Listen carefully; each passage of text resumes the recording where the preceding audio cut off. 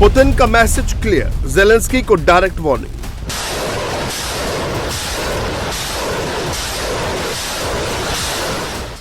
По разным совершенно соображениям.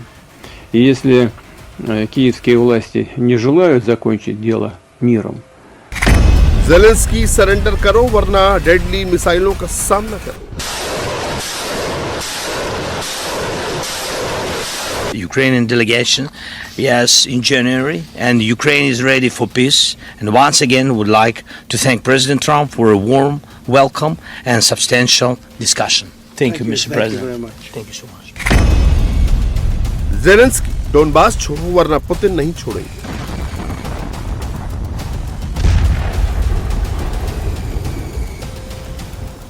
They are telling that Ukraine has to give up Donbass. Just very recent statement. The land you're talking about, some of that land has been taken. Some of that land is maybe up for grabs, but it may be taken over the next period of a number of months. And you're better off making a deal now. एक तरफ Zelensky और Trump के बीच peace deal को लेकर बातचीत हुई, तो दूसरी तरफ रूस और यूक्रेन के बीच नॉन स्टॉप जंग जारी है। राजधानी कीव पर बैलिस्टिक मिसाइल और ड्रोन से भीषण अटैक किया।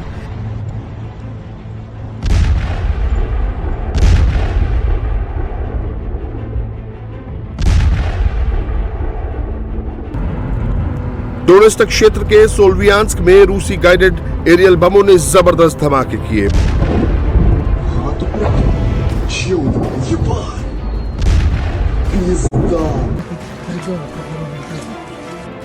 खेरसॉन में रूसी गोलाबारी में थर्मल पावर प्लांट बर्बाद हो गया।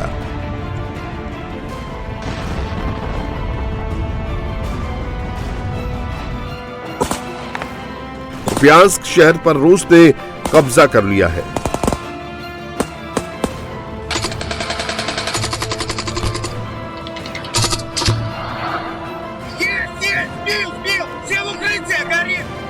$500 ड्रोन, 50 मिसाइल, अनगिनत फाइटर प्लेन्स की उड़ान, निशाने पर मिलिट्री इंडस्ट्रियल कॉम्प्लेक्स, सेना के ठिकाने, सरकारी इमारतें और रिहायशी बिल्डिंग्स। खार्किव के अहम शहर कुपियांस्क पर वेस्टर्न मिलिट्री ग्रुप की कंबाइंड आर्मी ने कब्जा कर लिया है। शहर में बचे हुए यूक्रेनी सैनिकों को खदेड़ा जा रहा है। твердо стоим, стояли и будем стоять на своих मेरा позициях। उपनाम उड़ान है। मैं 1427 की पीबी कंपनी डिवीजन का कमांडर हूँ। मैं कुप्यांस्क शहर में सड़क पर हूँ, जहाँ मैं अपनी यूनिट के साथ सफलतापूर्वक काम कर रहा हूँ। हम अपनी पोजीशन पर मजबूती से खड़े हैं और शहर में अपनी पोजीशन पर खड़े रहेंगे। छोटी छोटी दुश्मन की टुकड़ियों को नष्ट करना जारी रखेंगे जो छिपी हुई है। Командир штурмовой группы стрелкового полка 1486, позывной मैं असॉल्ट ग्रुप का कमांडर हूँ। मेरी यूनिट कुप्यांस्क डेरी कैनरी में सफलतापूर्वक कार्य कर रही है। जैसा आप देख सकते हैं, यहाँ कोई यूक्रेनी सैनिक नहीं है और कभी नहीं होंगे। Я командир. मैं 1843 असॉल्ट ग्रुप का कमांडर हूँ। मेरा उपनाम टाइफून है। हम कुप्यांस्क शहर में हैं। हम इमारतों और बेसमेंट को साफ कर रहे हैं। यहाँ दुश्मन की बिखरी हुई टुकड़ियां छिपी हैं। Производим зачистку зданий и подвалов разрозненных групп. यूक्रेन के पूर्वी इलाकों में 3 सूबों डोनेत्स्क, लुहांस्क और ज़पोरिज़िया में रूस के टैंक, बख्तरबंद गाड़ियां और मिसाइलों की बैटरियां दनदनाते हुए आगे बढ़ती जा रही हैं।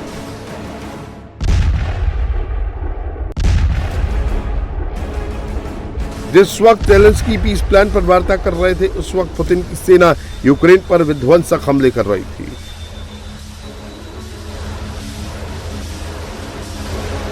यूक्रेन पर रूसी सेनाएं जिस पावर से हमले कर रही हैं, उससे साफ है कि पुतिन जो कह रहे हैं उसकी सेना उस पर अमल भी कर रही है।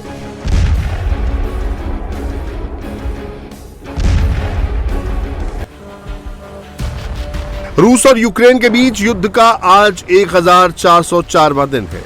ऐसे में अब सवाल ये है कि रूस यूक्रेन युद्ध आगे किस तरफ जाएगा। रूस यूक्रेन की समझौते के लिए क्या क्या मांग है। ट्रंप और ज़ेलेंस्की की मीटिंग से क्या निकला। ज़ेलेंस्की और अमेरिकी राष्ट्रपति डोनाल्ड ट्रंप ने फ्लोरिडा में मुलाकात। मीटिंग के बाद डोनाल्ड ट्रंप ने साफ कर दिया कि रूस और यूक्रेन के बीच युद्ध खत्म करने के लिए शांति समझौता बेहद करीब है, लेकिन जमीन का मामला सबसे बड़ा है जिसे सुलझाया जाना बाकी है। ट्रंप पूर्वी डोनबास की जमीन का जिक्र कर रहे थे जिस पर रूस ने कब्जा किया हुआ है। They are telling that Ukraine has to give up Donbass. Just very recent statement coming out. Well, that's what they've been asking for, and there's a dispute about that, so they're going to have to iron that out. That's an issue they have to iron out. But I think it's moving in the right direction. What are the thorniest issues still unresolved after the? Well, I think the land you're talking about. Some of that land has been taken. Some of that land is maybe up for grabs, but it may be taken over the next period of a number of months. And you're better off making a deal now. Look, let me tell you, they have been very brave. They fought very hard and continue to fight very hard and do tremendous damage. How long do you think it'll take to get this last little bit, as you say, finished? What are we talking So about? if it went really well, maybe a few weeks. And if it went poorly longer, and if it went really poorly, it's not going to happen. That would be a shame. There's that chance also, Zelensky से मिलने से पहले Trump ने रूस के राष्ट्रपति Vladimir Putin से 1 घंटे से ज्यादा बातचीत की। ट्रंप ज़ेलेंस्की के सामने भी बार बार कहते रहे कि पुतिन यूक्रेन को कामयाब होते देखना चाहते हैं। रूसी प्रवक्ता के मुताबिक पुतिन ने ट्रंप से कहा कि कीव को बहादुरी भरा राजनीतिक फैसला लेना होगा जो रूस के रुख से मेल खाता हो। Well, thank you very much. We had a terrific meeting. We discussed a lot of things. As you know, I had an excellent phone call with President Putin that lasted for over 2 hours. We discussed a lot of points, and I do think we're getting a lot closer, maybe very close. And our meeting was excellent. We covered, somebody would say 95%, I don't know what percent, but we have made a lot of progress on ending that war, which is really certainly the most deadly war since World War II, probably the biggest war since World War II. जिस वक्त Trump और Zelensky साथ थे तो Trump बार बार Putin का नाम ले रहे थे, युद्ध विराम पर बोल रहे थे। ज़ेलेंस्की का चेहरा कुछ और कह रहा था। जितनी बार ट्रंप ने पुतिन का नाम लिया, ज़ेलेंस्की की बॉडी लैंग्वेज अलग थी। ट्रंप भी मान रहे हैं कि यूक्रेन संकट उनकी विदेश नीति के लिए सबसे बड़ा चैलेंज रहा है। अपने चुनाव प्रचार के दौरान ट्रंप ने कहा था कि वो सत्ता संभालते ही 24 घंटे में यूक्रेन युद्ध खत्म करा देंगे, लेकिन पुतिन के साथ शिखर बैठक, ज़ेलेंस्की से कई मुलाकातों और महीनों की कूटनीति के बावजूद युद्ध जारी है। हालांकि ज़ेलेंस्की ने मीटिंग को लेकर जो कहा वो पॉजिटिव है।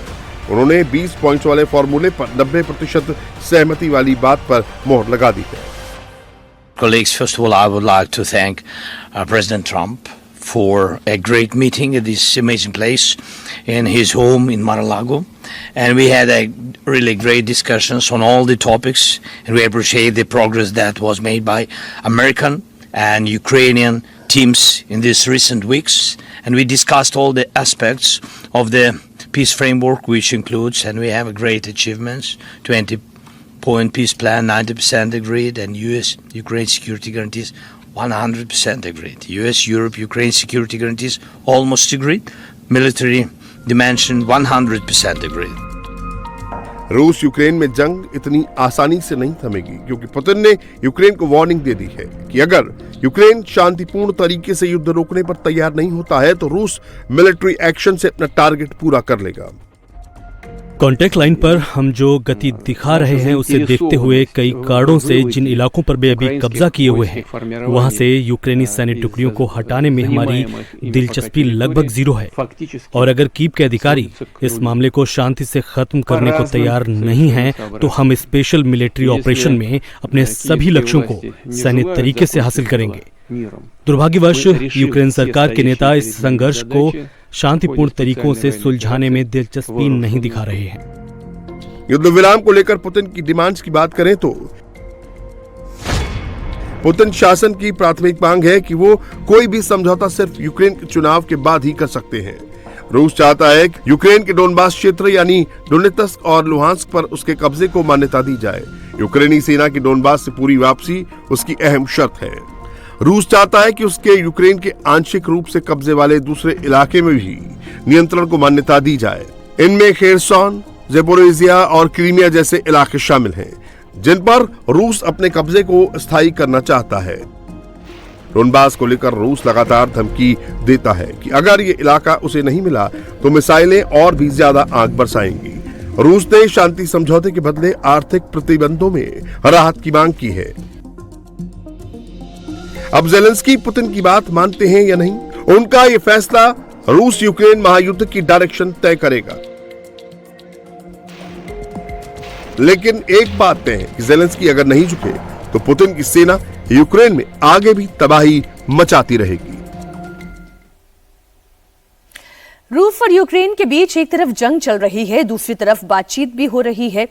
ऑपरेशन सिंदूर के बाद इधर पाकिस्तान का खौफ अभी तक उनके सिर पर है। ये भारत का खौफ है जो पाकिस्तान उससे ऊपर नहीं पा रहा है। भारत ने पाकिस्तान को इतनी चोट पहुंचाई कि दर्द है कि कम होने का नाम नहीं ले रहा। पाकिस्तान अभी तक करा रहा है। पहले पाकिस्तान के राष्ट्रपति ने खुलासा किया कि उन्हें ऑपरेशन सिंदूर के दौरान बंकर में छिपने की सलाह दी गई थी। तो अब डिप्टी पीएम कहते हैं कि जब भारत ने नूर एयरबेस पर हमला किया तो पाकिस्तान में कैसे खलबली मची थी।